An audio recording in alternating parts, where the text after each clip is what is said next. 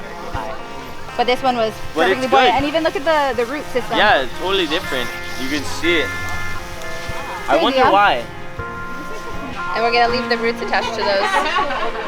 You should have put them in better.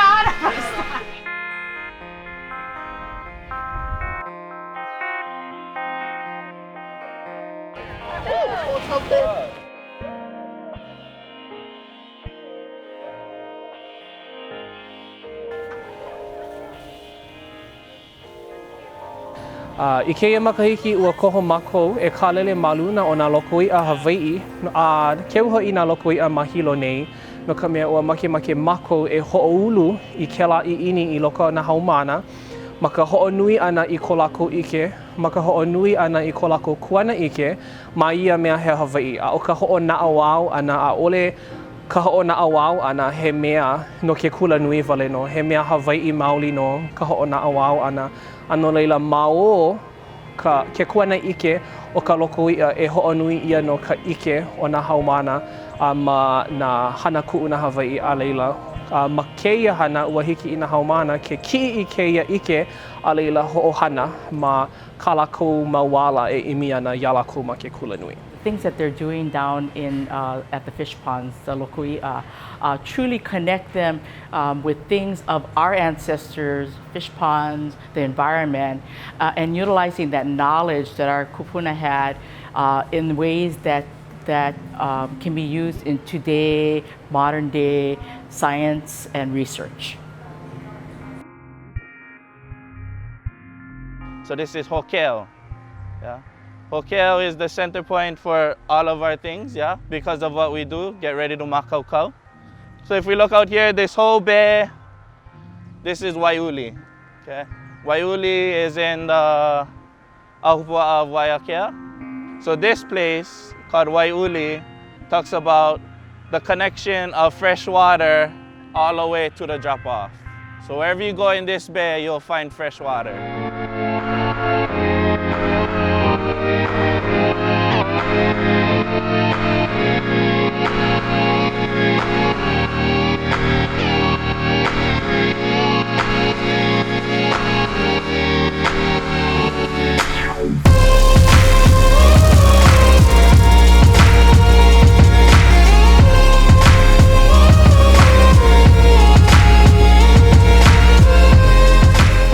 The name of our hui is Hui Ho'olei Maluo, and it means to cast a net of replenishment and thriving resources.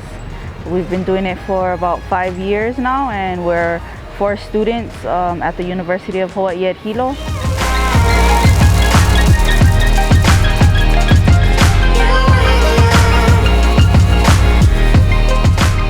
Times have changed. You know, when this fish pond was initially built, it was built to provide a food source for a particular ali'i or for a group of ali'i. Today we live in a different system. We don't have the same economic system. We don't have the same government structure as we did in the past. So we look to different technologies to not only to help sustain the pond and the individuals that work here, but to provide some sort of sustainable food source for the people. You know, to have some kind of source that we have complete control over. We don't have to have anything shipped in for it. You know, we have everything growing right here, and we're able to feed ourselves. With the floating food habitats, it's pretty interesting how we can infuse like new technology in with old traditional ways. And this, I think it's great, this new food sustainability thing that's going on with the hydroponics, and we're coming into like a new age where we need to pull together and like unite those aspects and try to make a positive difference for everybody in our community. No matter what we have to do, we have to just keep our cultural identity with us, but then also move into this new era. There was one ohana that actually were the caretakers of these fish ponds and the fish pond across the street, which is Haleolono, and their name was the Kanikoa Ohana. Through marriage, their name changed to the An Ohana, and they were here up until the 1990s. So they're the ones who built these walls, who built this house. They were just here last week, and so I was telling them about the structures that were in the water, and they got really excited because they said that was something that their papa actually wanted to start.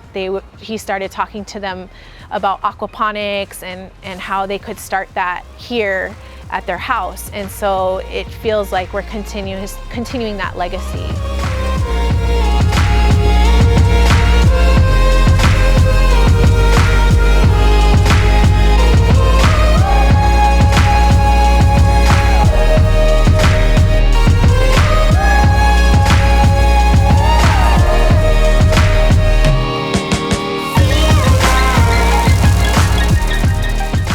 Deep down, it feels really good to be a part of helping the community to sustain themselves. Right now, there's a lot of food issues. I think it was 80% of our food is being shipped. So if there was ever an issue or natural disaster happening, we wouldn't have enough food to support everyone. The floating food habitats that we've been working on so far is good for my group.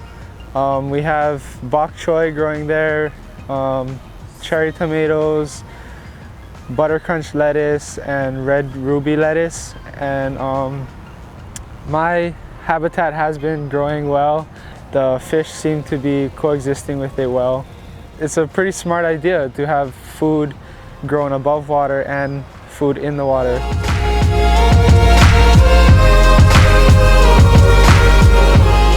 Stop.